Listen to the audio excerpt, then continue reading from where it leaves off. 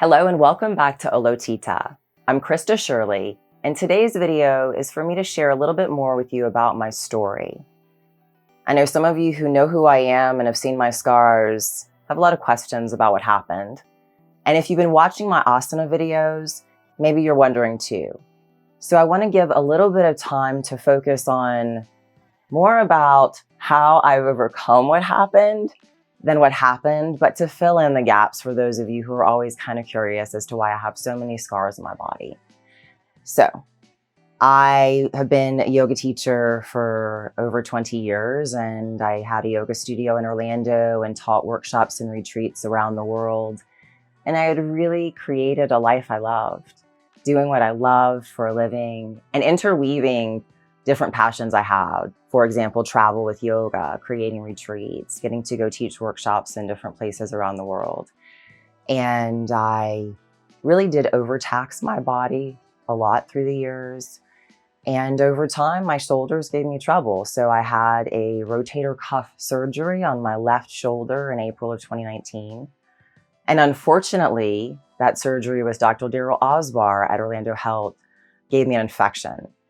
But several months after the surgery, I'm dealing with pretty insane pain and was sort of dismissed by my surgeon.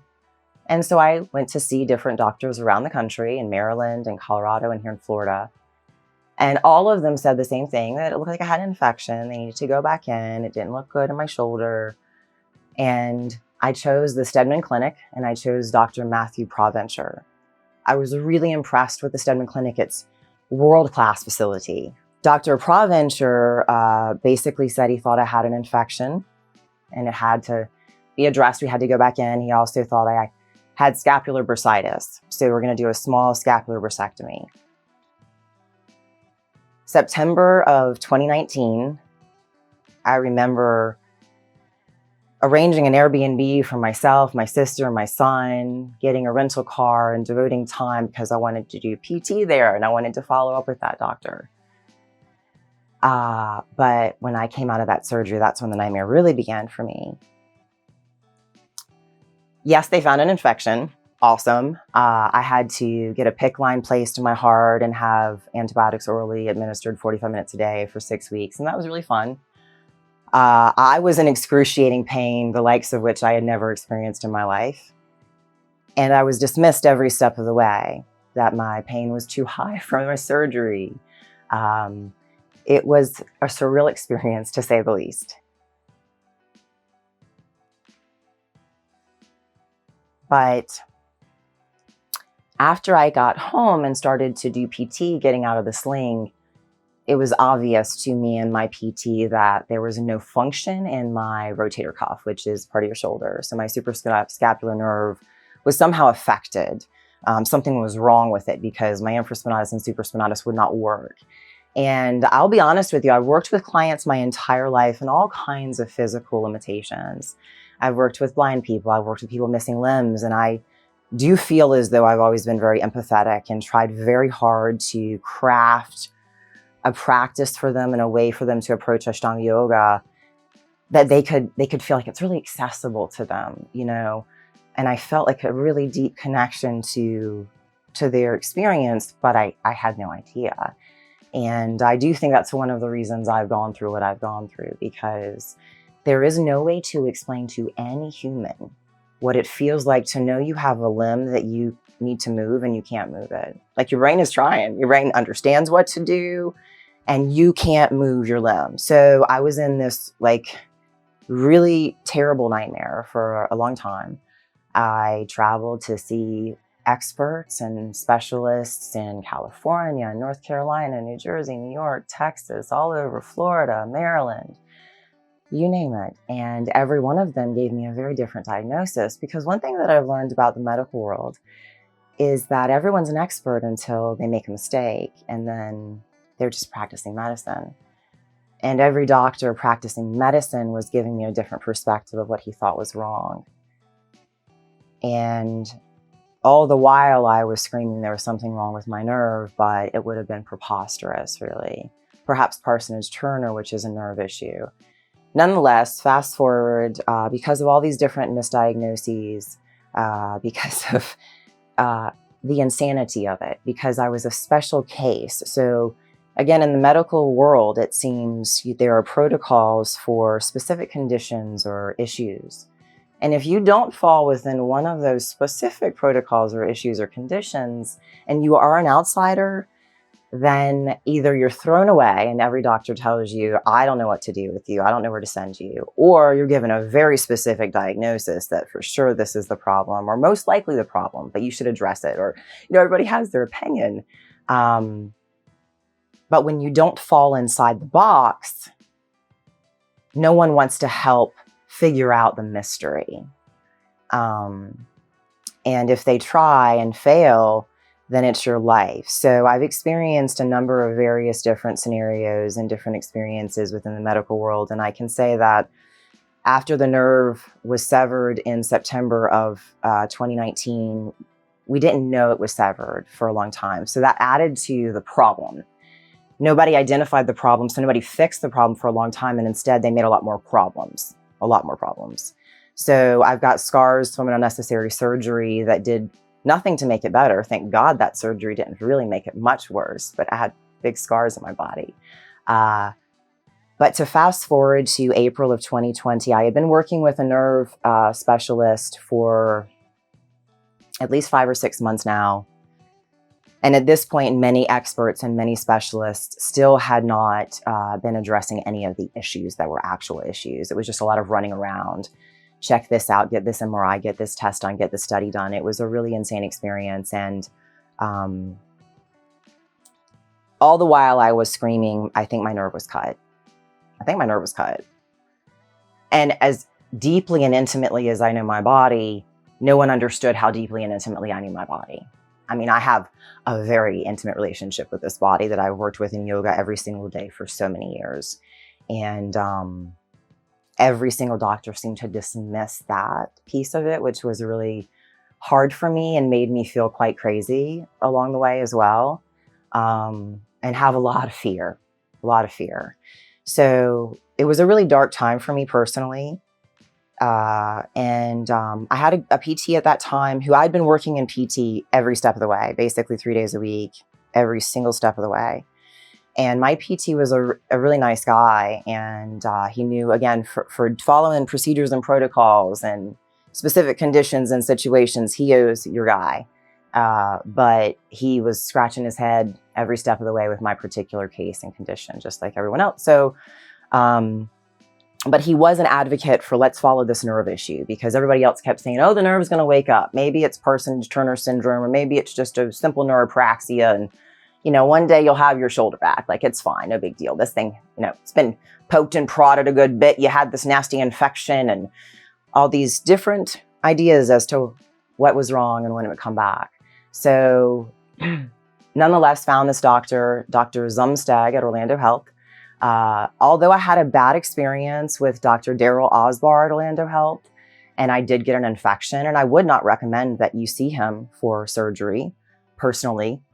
I have an amazing OBGYN at Orlando Health, and I really found Dr. Zumstag to be a phenomenal doctor, really one of the best I've ever experienced in my life. And he really went above and beyond to try to follow my nerve case when nobody else really was trying to get at the heart of the matter. And through the months I would see him, he would call and check on me every few weeks or so. Nerve waking up? No? Okay. And he was working to try to get a nerve study done that is special. And actually they just brought to Orlando Health here that you can go to the Hospital for Special Surgeries in New York. And to fast forward, finally we get this very special nerve MRI done that shows an impingement of my suprascapular nerve at the suprascapular notch.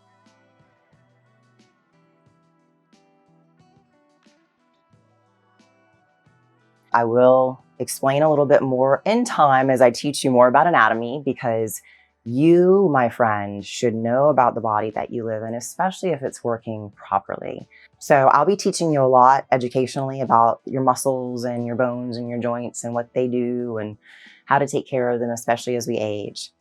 And that's a big piece that I want to express in this channel, is that the body is a phenomenal thing.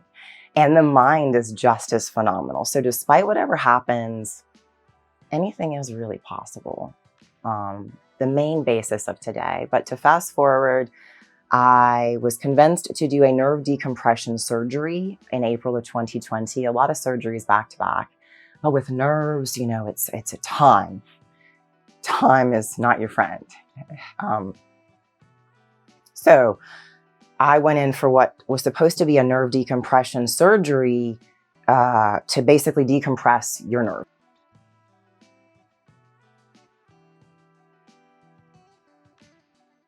They go in and they remove the source of compression, and then your nerve flows freely and it starts to work again. That's what I went into a surgery for. Should have taken an hour, 2 hours. And I woke up to an 8-hour long surgery, being told that I had received a nerve transfer surgery of my spinal accessory nerve that powers your trapezius muscle, which already wasn't working well after Dr. Provencher's surgery. So it became this really insane nightmare that I was living in for a while. And after that experience, I spent a year waiting for a nerve to potentially, possibly, maybe come back to some kind of function in my supraspinatus. Probably not my infraspinatus, because the nerve has to go so far down and it's another nerve and all these other pieces and parts of it. But, and just the mind-bending aspect of a nerve transfer surgery, most people who receive them have had traumatic injuries, like traumatic brachial plexus injuries, but they need a little time to prepare for a surgery such as that, because you lose one muscle function to possibly get back some kind of function in a muscle function that you lost some other way, from a traumatic car accident or a motorcycle accident, or from a surgeon going in to fix one issue and creating a far bigger one, like severing your nerve. So anyway, Dr. Zumsteg tells me after surgery that, well, I had to do the nerve transfer. He couldn't do a graft because the nerve had wrinkled up so far, they would have had to do another surgery where they opened up the front of me to come to the front of my brachial plexus to try to find the nerve. And even then, they may not be able to do a graft, because if it's too long, then it's just hopeless. So he had to make this last minute decision. He found the nerve to be severed at my suprascapular notch, so he couldn't clearly decompress it. So he couldn't leave me like that. And, you know, I've had to come to terms with it because I wasn't really given that choice. So that's like a whole nother piece. And one reason why I've not wanted to share my story, it's not just one little story, it's a lot of things to unpack. But anyway,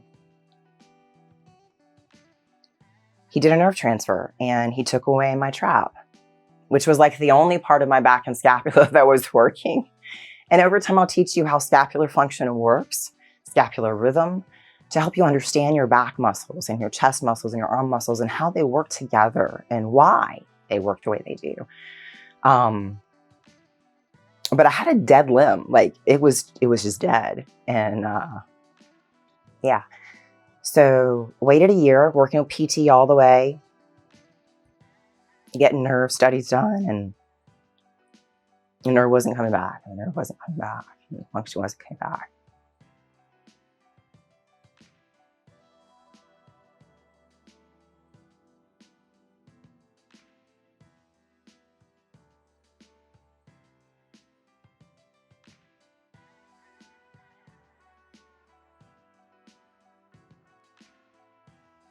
It's just really surreal, like I said. So fast forward to January of this year, I started crawling back on my yoga mat. And I started to teach myself blindfolded how to use a limb that was dead.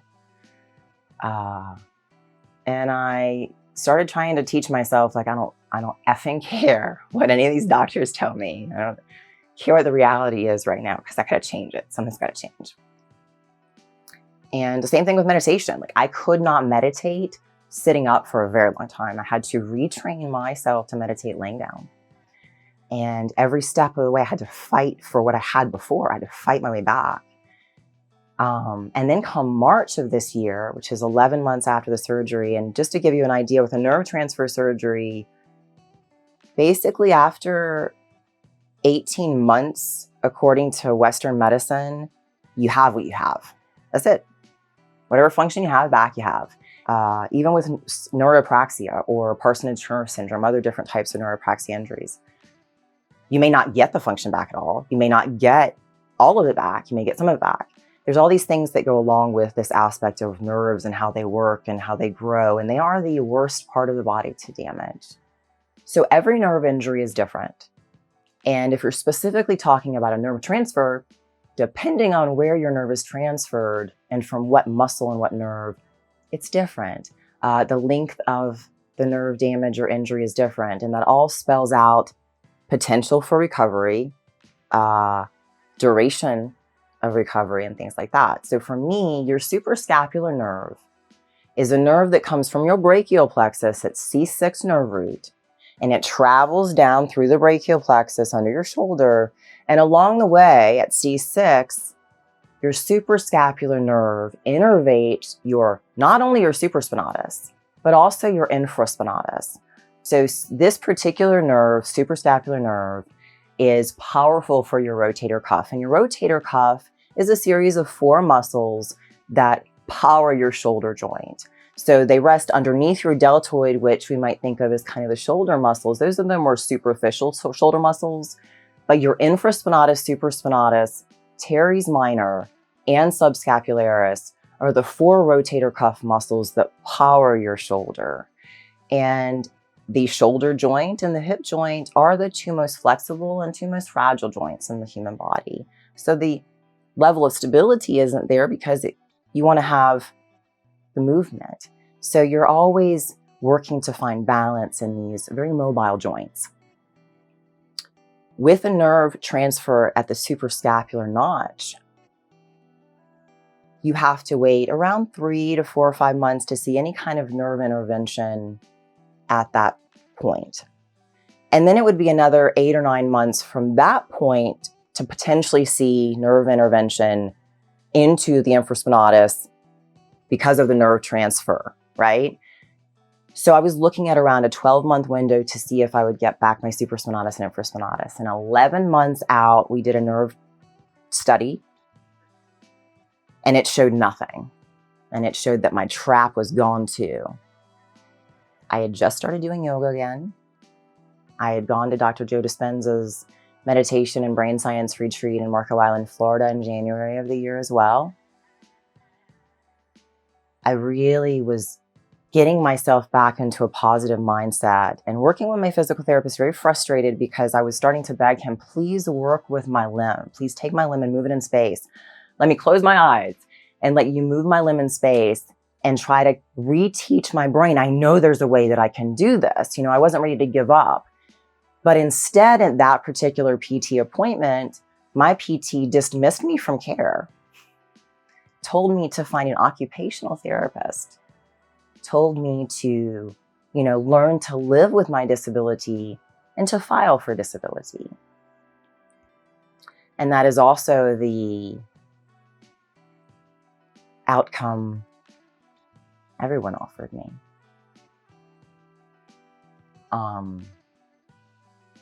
And that's the day that I said no.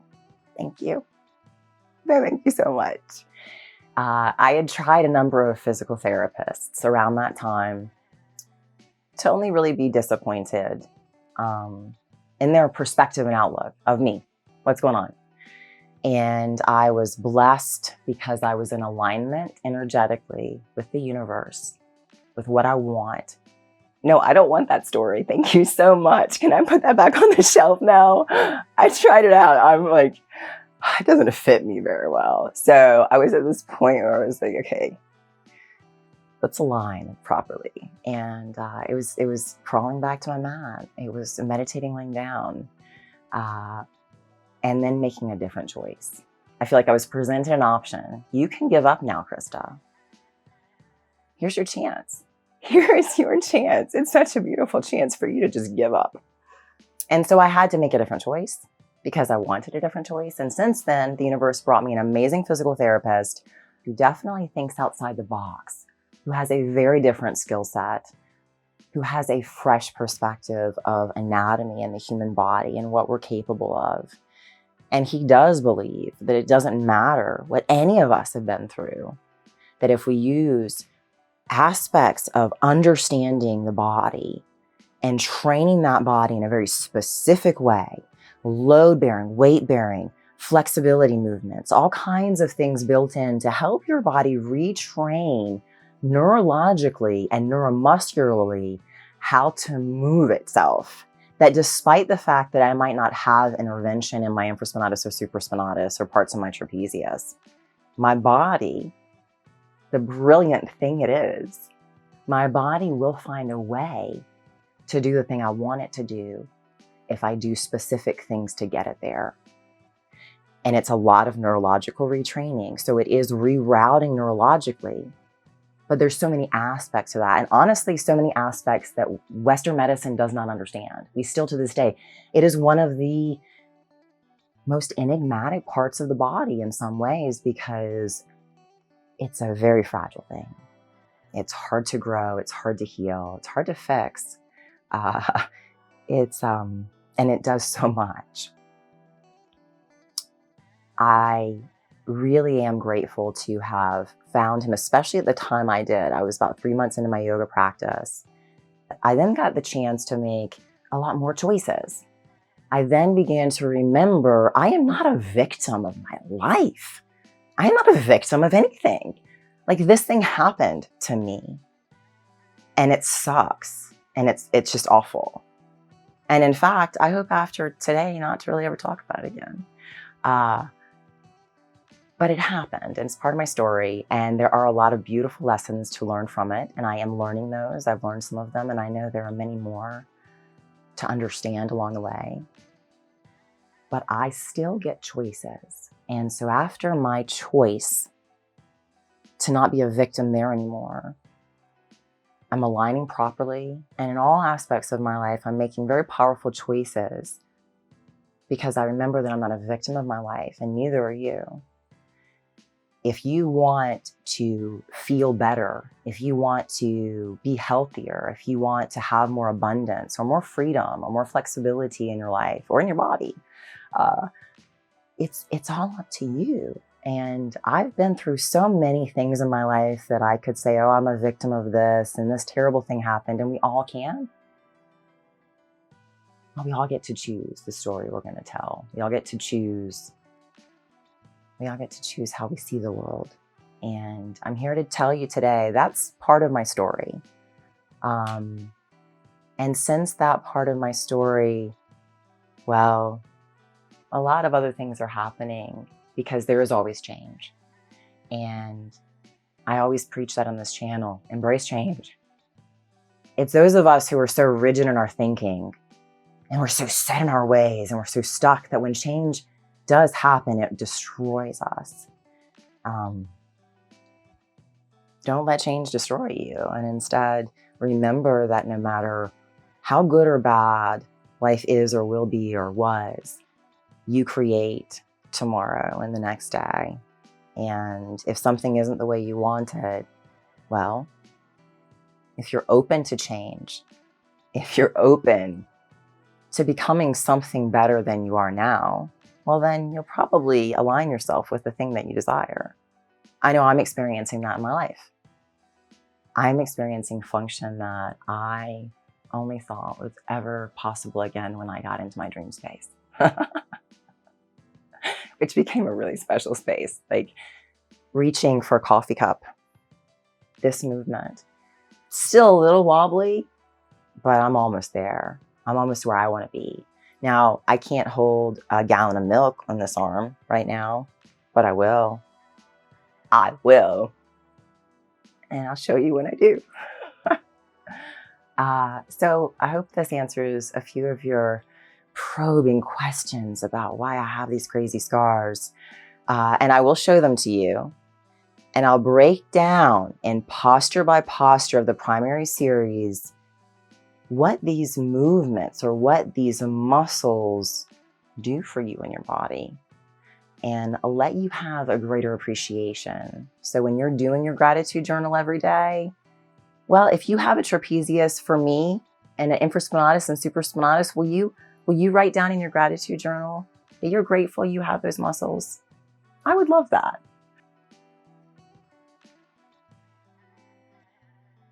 Your trapezius muscle has a lower portion, your lower trap, a middle portion, middle trap, which is very much responsible as well for abduction, and your upper trap, which helps to elevate or shrug your shoulders. Your levator scapula also helps you do this as well. So you usually have accessory muscles in addition to superficial muscles. Your deltoid is the main covering of your shoulder, but the movement that starts the first 15 degrees of abduction is your supraspinatus muscle, and then your deltoid starts to power. With external rotation, it's a combination really of teres minor along with infraspinatus, but they work together in unison along with other stabilizing muscles of the back or of the shoulder, depending on what movement you're trying to create with your limb. For me, in my case, and when you'll see movements with my yoga practice, you might see some slight funky movements with the back or the shoulder, the scapula itself, as I'm working to create 100% correct function again in my body. So the rhomboids for me on my left side are huge helpers due to my lack of current muscle function in my middle and lower trapezius. But my upper trapezius is pretty good. Remember, I had a nerve transfer, so they took basically the middle and the lower trapezius nerve. And then things like this, I really worked hard to retrain, well, my deltoid to do more of the work and do it primary. So remember that your muscles, maybe one movement creates or is the primary mover, and then you have these secondary muscles that continue to help make this movement happen or be more dynamic. So as you watch videos, please be conscious of the fact that your shoulder shouldn't look like my left shoulder. And if it does, please stop doing what you're doing. No, just kidding. Before you know it, you'll see full function of my body. But for the time being, when you see funky movements, it's because I'm trying to neurologically retrain my body how to do what the universe intended for it to do. So I wanted to show you guys that as well and really spend some time talking about these back muscles because they help support the scapula. The scapula houses your shoulder and everything's connected. So over time, when we look at different anatomy, I really want to talk a lot about the clavicle too, because some of the insane feelings or pains, discomfort that I had with all of these various tragedies physically, the pain that you have in one area of the body and how it transfers to another area is pretty fascinating. And it does come down to how your body is distributing weight through space or pulling on your spine or putting compression on your nerves. And everything works together. So this whole experience reiterates to me how yoga is the most powerful movement practice that anyone could ever ask for. It's like all in one. And from a physical or anatomical perspective, it's such a powerful way for you to learn and train your body to move together in a very, very, very cohesive way.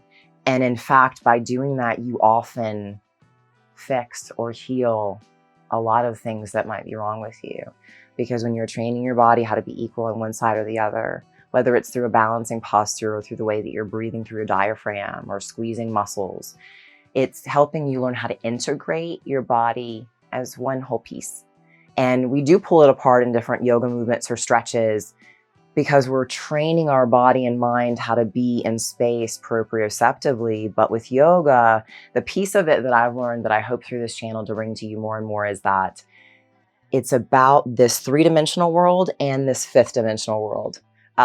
Or to put it differently, it's about, gross anatomy and the physical structures of the body versus this thing you can't see, which is called energy and vibration, and how when you really, really work to bring the energy piece so much more powerfully into your experience that you make magic happen with the gross physical body space-time continuum thing. And through your yoga practice, you get to work with the two worlds together because the breath is so powerful in Ashtanga yoga. And whether you like it or not, or know it or not, or understand it or not, you are opening up energy fields and energy centers in your body that are not only helping energetically to align you, but that are literally turning on sectors of your brain that are helping you to be more connected energetically. So more to come on that in many, many future videos, but please know that whether you're here for physical movement or spiritual support or relaxation or more flexibility or lose weight or to get stronger, you're going to get what you want if you keep coming, and you're going to get a whole lot more. So thanks for joining me, and I'll see you again next time. Namaste.